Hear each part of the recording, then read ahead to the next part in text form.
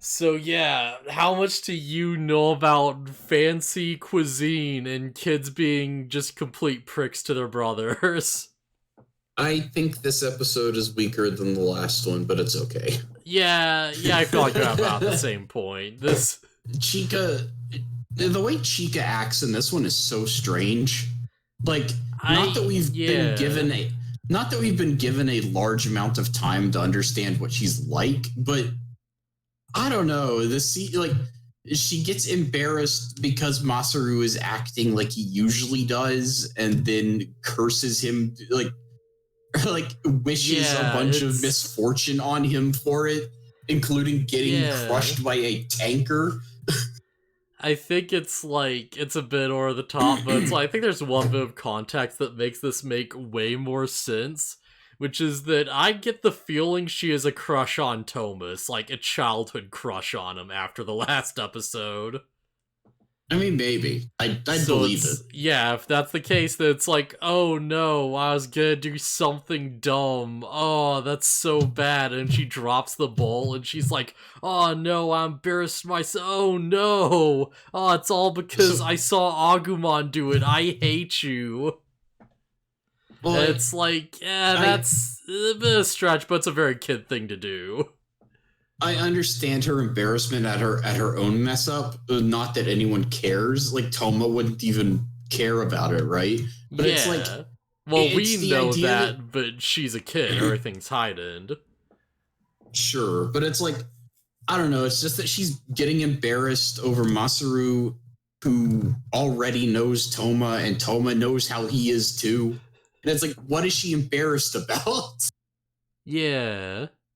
Like they both know he's like this. Oh man, I think there's probably like a bit of like, like what's the term? Deflection? Probably a bit of deflection to this where she's like, "Oh no, I'm such an idiot." And Masaru does the thing without thinking and she's like, "Oh, you're so bad. I hate you. Odd. I hate how I was and you're doing the thing."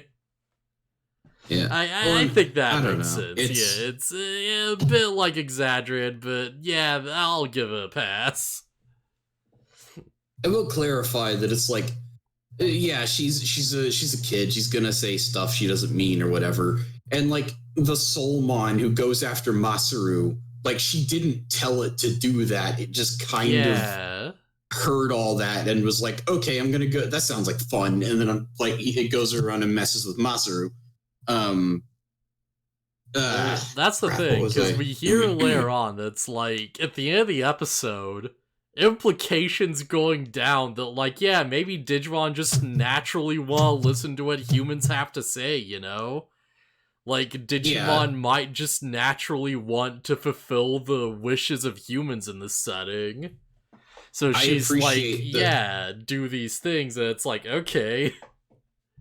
I appreciate that we got like 9 episodes to establish characters and set things up. And then episode 10, Toma's like, okay, I'm picking up on something. I think these Digimon are doing what people want or like feeding off of their emotions or something. Like, we get Yeah. a decent amount of time to learn who these characters are. And then it's like, okay, let's set up the motivations of these, like, quote unquote, evil Digimon. Also, I apologize for anyone who's like in freaking night mode and this white image appears on the screen. Yeah. But it's like, yeah, very important to get the curse out here. Yeah. I do want to say, back to like you don't have to switch back to it, but like the scene where they're like having the fancy lunch or whatever. Yeah. Am I crazier, or did the bowls that you're supposed to like dip your fingers in to like rinse them or whatever have lemons in them? Yeah, they did. I think that actually is like a Why? thing that I think it just like, gives you a bit of like, like a bit of like, a citrusy like, thing or whatever, or like I think there's something out like the acid cleaning things or something like that. I don't know the exact reason, but I think that is an actual like real thing. Uh Yeah, I know that like a thing to like rinse your hands in or whatever while you're eating, like I don't know. I don't get high society crap. I would just get up and go wash my hands if my hands got messy. Okay, alright. Although a Lewin slice is not mandatory, it is customarily part of the finger bowl. Nuln has antibacterial and germicidal traits, which frees the hands from unseen bacteria. It is also highly acidic, which helps remove a layer of oil from our hands. The Lewin in the bowl is not to be touched, squeezed, or eaten. So, okay, that makes sense. Yeah, because I know that, like, there's, butlers that'll, like, use lemons to, like, clean things or whatever the crap, because it's, like, traditional, right? Mm-hmm. So, yeah, that does track that it's, like, it's just an old custom because it kind of worked, even though there's, like, better options. Yeah. Like I said, I would just get up and go wash my hands. I don't get it. Just to have a napkin, just wipe your hands off. Just, yeah. Use some chicken grease, just wipe your hands on a napkin and grab something else. That's just, like, maybe I'm lowbrow, but that seems like the logical, like, Yeah. And it's like, yeah, why bother washing your hands mid-meal when you're probably going to get them messy again anyways? And like, so there's like lemons in the bowl. It's like, of course they think it's like lemonade or something. I do want to point out they also each have a cup of tea, so they're served 2 liquids, and they're like, oh yeah, let's drink this water. And like, that's the thing, not? Marcus is like, oh, this actually tastes pretty good. I think it's Agumon. I think. Oh wait, no, they both do. Yeah, they both do the thing. Yeah, because Agumon just drinks it first, and he's like, "Oh, this is nice," and Tomas is like, "Wait, don't do that." After like the girl's like going to do it, and she's like, "Oh no," and drops the bowl, and she's like, "Oh no, I made a mess, and now everyone hates me." Yeah, Galmon is like, "That's for dipping your fingers in," and it's like, and I'm just like, eh. Rich people be weird. Yeah, I don't know. Screw it. Drink the water. Who cares? Water with lemon in it. It's delicious. Listen, if lemon is antibacterial, then it's probably good. It can't be, like, dirty. Yeah. And if they hadn't been dipping their fingers in it, then what's the harm in just drinking the water? I don't know. All of this is very unimportant to the episode. I feel like I'm getting a flashback. Wasn't this, like, a thing in Shrek 2? I don't know. Wasn't there like a scene where like they all just dip they're like, Shrek just drinks the water and he just looks over and everyone else is dipping their like hands in, including the freaking donkey, which is a horse now. I feel like I distinctly remember that being a thing. I'd believe it. That sounds like a Shrek bit. I don't think I've seen Shrek 2 from beginning to end. Oh man, we need to fix that at some point. Shrek 2's a good movie. So I've heard. But like I said, none of this is actually super important to the episode. I just don't get rich people fancy schmancy dinner stuff. Unrelated, apparently the new Puss in Boots movie is also pretty good. I have also heard this. Yeah. I've heard that like the story is great, the characters are great, it's animated incredibly. Yeah, I've heard there's a lot of points where they use like low frame rate intentionally for stylistic effect, and it looks really cool, makes it look like, a stop motion thing, which is really neat. I heard the villain's really good, that it's like, there's just a character who's literally just death, and he's like a cool wolf man that's really like intimidating, and they like handle him well, but yeah. I've heard good stuff about, Yeah. How long do we talk about Shrek 2 until Flo's back? It's fine. We've got a VOD. I mean, from the moment they said that, they probably had to sit through at least 30 seconds of an ad. Yeah. Okay, there they are, yeah. Hi. Okay. So, yeah, the curse is... Oh, sorry, go ahead. Sorry, I was going to say, like I said, we weren't talking about anything important. It's no big deal. So, curse is like, alright, hope you slip on the street and hit your head. You run to a signpost, fall off a bridge, which is like, okay, we're escalating. Yeah, get hit by a car. And then crushed by a tanker. Yeah, squashed by a tanker. And because it was like just super like I was super avid at the time, I'm like, wait, you mean like a train? Do they I call thought it. trains tankers? I thought that she meant like a big semi truck or something. Thomas the Tanker Engine?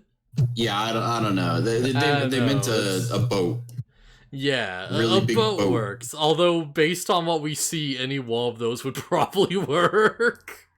Yeah.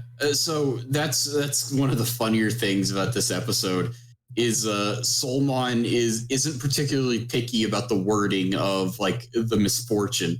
So like yeah, Masaru slips on a banana peel, which is funny, and he like almost hits his head.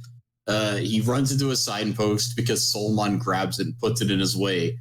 And then he slips on some chopsticks after they acknowledge that it's like, oh, the next thing is to fall off a bridge.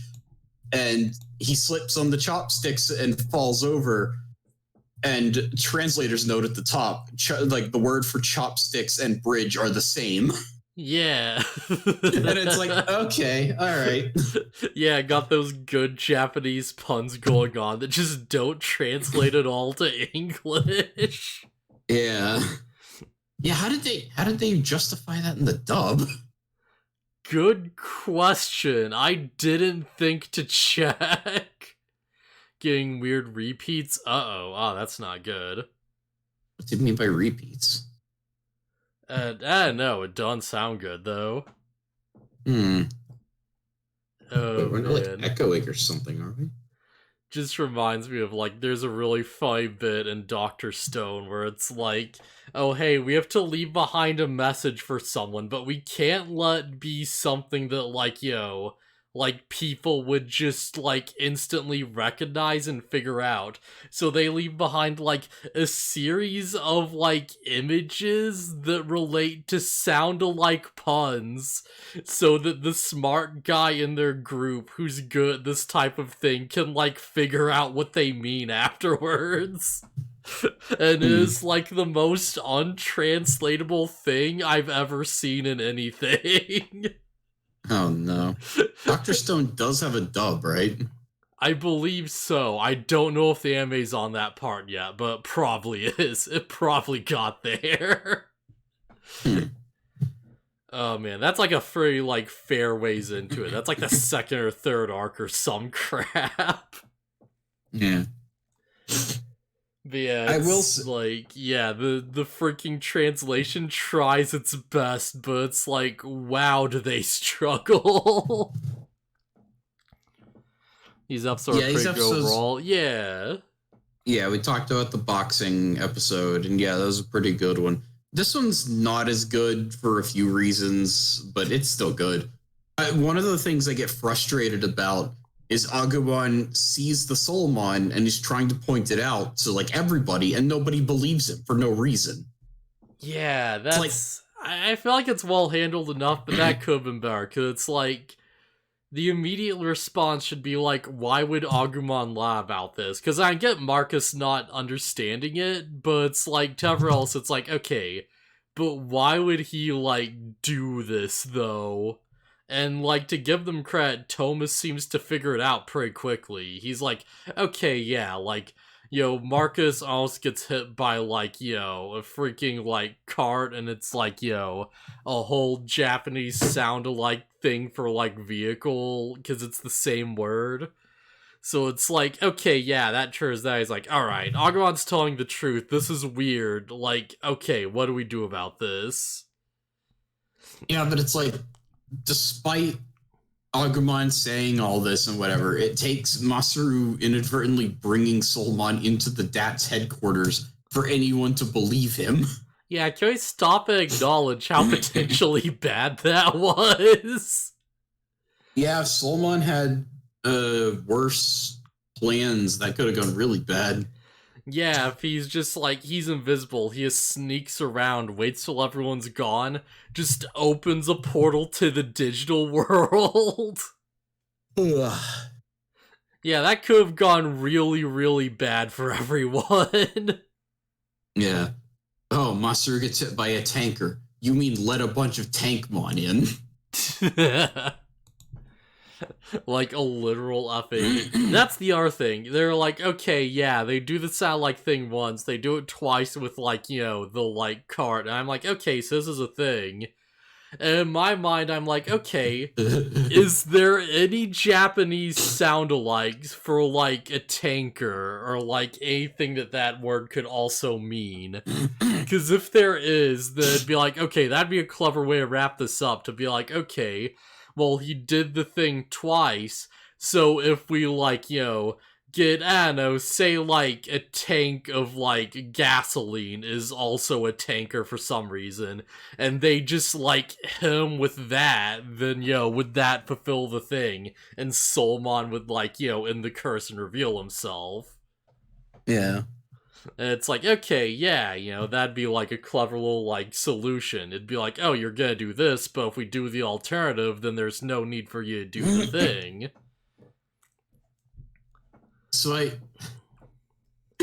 like that they're at Dat's headquarters. It's like, okay, well, like, you're not going to get hit by a tanker. That's ridiculous. And then alarms go off, and it's like, there's a tanker headed right for headquarters. And Masaru's response is, let me go. I'm going to go out there. That's between me and the tanker. And I die laughing. Him. Yeah, I die laughing because it's like Masaru saying he's going to go outside and fight the boat. I just imagine he just got his arms up like, yeah, let's do this. He's like, He's like ready to punch the boat out. Yeah. Like he just runs up, punches it in like the front, gets Digisoul. He's like, wait, what? It's Tankermon.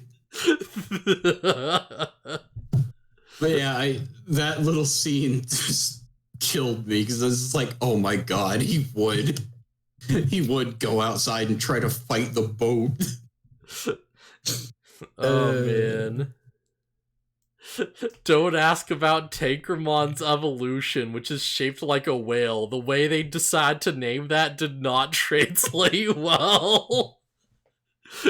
Wankermon.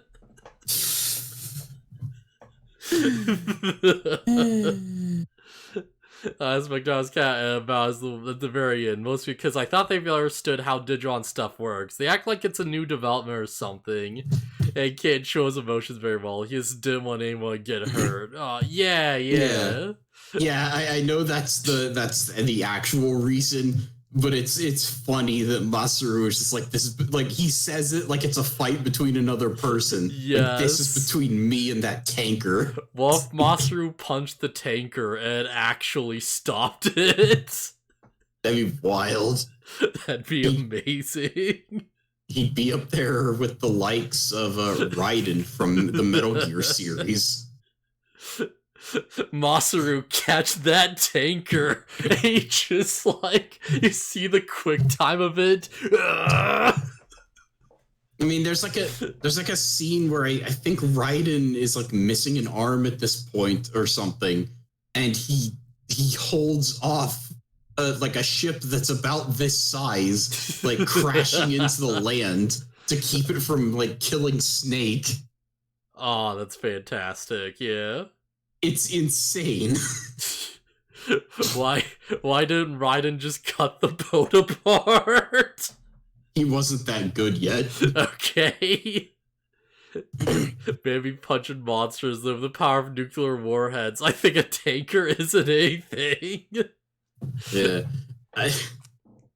Oh man. It is funny.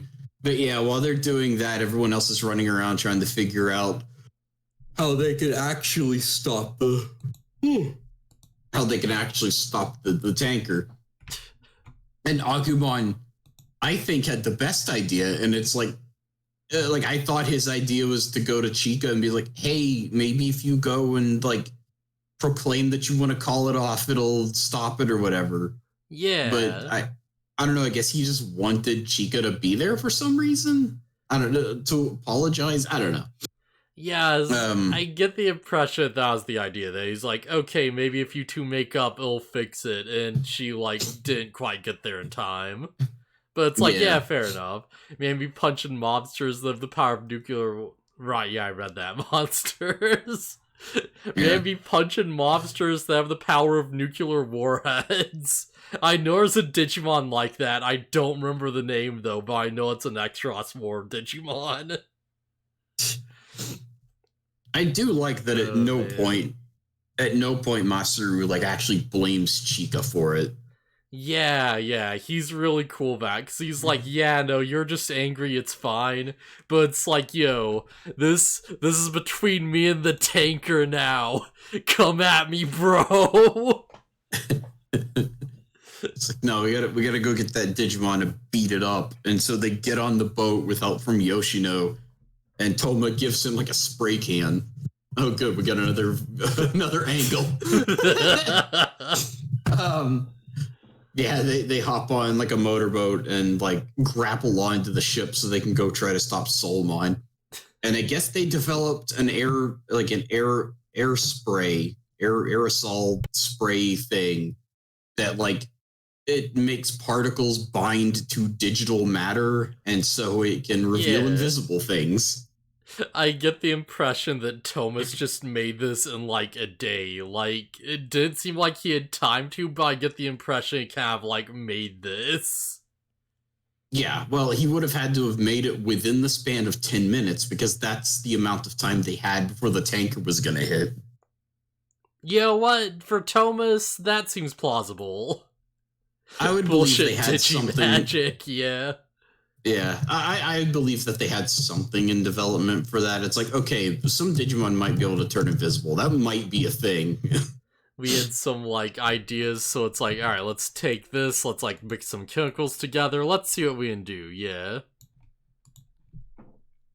Let's, Master's like, okay, we can't see it, but it can see us, but if I spray this thing, and then it hits the Soulmon and reveals it, and then they beat it to death. Just reminds me there's like a thing, and I think it was like Critical Role or some crap, where I saw this clip where this guy's like, oh yeah, I see someone who's like invisible because it's like perception's that high, and he's like, you know, when you turn invisible, you know, nor thinks about it, that light passes through you, but you still need to see, so it's like you still need to have a little bit of your eye showing, just 2 small bits the size of a pin, then yo, if you know where to look, you can find them. And that's the explanation. And it's like such a good little like monologue. That's pretty smart. Oh man. I should try to watch more Critical Role stuff. I've seen clips. I've seen one where one of the characters feeds a hag a like muffin laced with like some kind of thing that lowers gives you disadvantage on like intelligence saves or something. A poisonous muffin. Yeah, and then she like casts some kind of charm spell on the hag and gets out of like a really bad deal scot-free. And it's like, oh, that's wow. Oh, that's smart. I don't know, there's some clip I saw where it's like I think it's like the Goblin or something. It's like one was like, yo, trying to hit on one of the other party members, and he's like, hey, what do you think if, you know, the wolf comes to your room and like, yeah, sees what happens? And she's like, oh yeah, I'm up for it, but only if you come at exactly 1 in the morning. And he's like, oh, what, 1 a.m.? And she's like, exactly. She's like, not a minute early, not a minute late. And he's like, oh god, oh no. And he's like, go up to the desk, he's like, hey, can you like wake me up at this exact time? And they're like, oh, how much do you got? And he just shows them some money, and they're like, yeah, that's not enough for it. And he's like, oh no. He like goes to bed, just sort of like makes some rolls, passes out, forgets. Just hard cuts to the girl. She like, yo, just wakes up at like, yo, 12:59, steps out of the room, waits like 2 minutes exactly, looks down sadly, then goes back inside.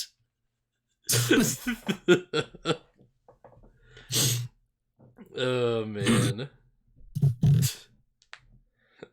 I had to like actually check out that show at some. I think I watched like a bit of one session or the first session or something. I was just like, oh, this is what watching our people's D&D stuff is like. Okay, yeah, whatever.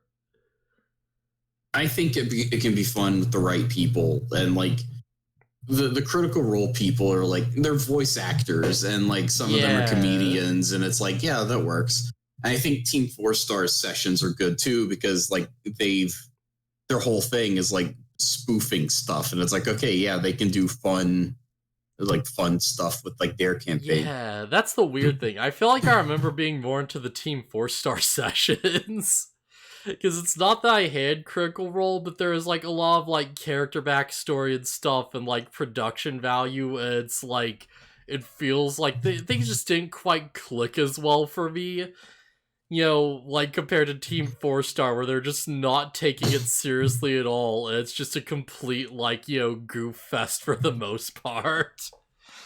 Yeah, so freaking, like, what was it, Eloy? Yeah, Eloy, the, like, centaur bard who's, like, a donkey, yeah. Yeah, donkey centaur. Who's just, like, the most charming effing character. Yeah, I was really sad when, the discourse happened between him and the rest of Team 4-Star, and he leaves. Oh, right, there was a thing, wasn't there, where he, like, left for some reason? Yeah. It was something, I think the short reasoning is creative differences for the company. Yeah, that makes sense. Yeah, oh, that's unfortunate. Oh, well, as long as it's nothing, like, horrible. Yeah. As long as it's nothing, like, bad. Yeah, I do appreciate how Zito, their DM, handled it.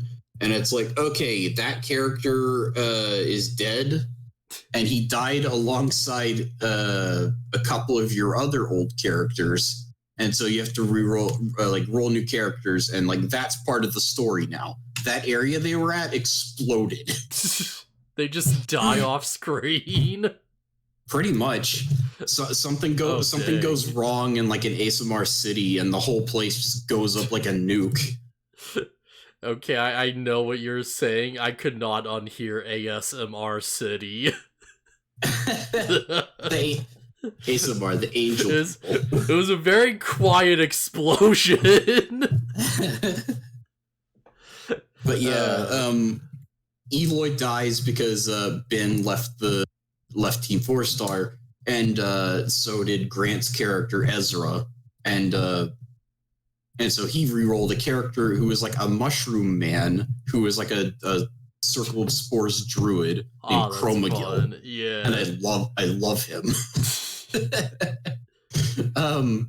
And they got Wake, who was played by Lanny, wasn't there, and they got some other guy to join. Quinn, I think his name is. Okay. They got him to join in on the session, and they continued the story with that being a thing that happened in the world.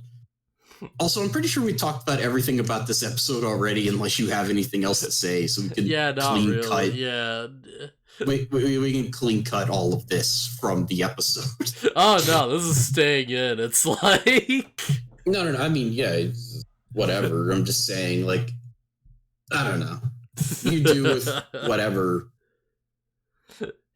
Yeah, this is fine. I don't have much else to say. It's a fun nothing episode, but yeah, this is nice. Yeah, I just wish I had been like, before we went so wildly off topic, I had been like, okay, that's pretty much all we're going to talk about, and now we're going to talk about some bullcrap. We should probably stop shilling for people who are like funnier with better production quality than we have. Oh, we're not. They're not taking viewers from us. Oh yeah, but what if though? Yeah, you watch our D&D campaign and you look at that one and you're like, yeah, you know what? We're not running campaigns anymore, not currently at least. Oh yeah, that's true. Yeah, I guess that's right. Yeah, because of the whole like, man, that's going to be so weird to figure out. We'll really have to like think about it. Well, fortunately, their DM, as I said, Zito, he seems to be pretty familiar with a bunch of different game systems. Like he's like really into like all the tabletop RPG things. But yeah, despite the fact that I spoiled some stuff, I guess, check out TFS at the Table. All their stuff's on YouTube, and their campaign was pretty fun. Check them out, and then watch that instead of any of the videos we've uploaded. I mean, I'm not saying that they have to choose like that over us. Listen, you have 3 hours to spend. Are you really going to watch me play Digimon World 3? Are you really gonna watch that? Maybe they care about these guys. Maybe they care about Digimon more than they care about D&D. I'm gonna be real, that would make me feel really good inside. I thought you were gonna say care out Digimon more than they care out Team 4-Star, but you know what? Either way. Yeah, I mean, yeah, that was kind of another reason I like really wanted to watch your stuff, because I like Team 4-Star stuff, and like through their short time doing Let's Plays, like I got to know them a little more or whatever, like the rest of their audience did. And it's like, okay, yeah, I want to see these people do like a D&D thing. And in fact, they're kind of responsible for getting me into D&D. If you don't mind, I will fire one shot exactly. We would never fake a Nuzlocke. Boom. Okay, yeah, that's a good, yeah, and the Emerald, yeah, or like whichever one they ran, it was they died, they wiped to Winona, I think. Yeah, if we die in Nuzlocke and it ends horribly and ruins all the story arc, that's what we're getting. I don't. So I get it. I can't fault them for trying to fake a wipe, because like I don't like they want to do a thing and entertain people, right? Yeah. Like I kind of get because they explained themselves and they were like, that was their explanation. It's like, how not fun would it have been if it's like, oh, series over, bye, and it's like, I don't know. It would, like, I feel like if they had wiped on the Elite Four or something, they would have called it. But like to just lose halfway through the series was like boring. Yeah, I'm taking the opposite stance where it's like, you know what, that'd be great, because now you get to do a redemption run. Where like the story now is like, no, we gotta get revenge. We gotta make a new team and take that guy down. Well, that's the thing, is like just based on their like how they do things usually, I don't think they would have done like a full redemption run of that game. I think they would, like, if they had just ended it where that wipe was, that probably would have been the end of it. And it's like, okay, next game whenever we get to it. Yeah, if we do a Nuzlocke and we wipe, at some point I probably would do a redemption run. Because, like, of course, right? It's like, I'm not gonna let him stand for that. Yeah. May not immediately, may not in the coming months, but eventually. And then I can wipe even harder and just keep it going. Everybody, you enjoying us talk about channels who aren't our own?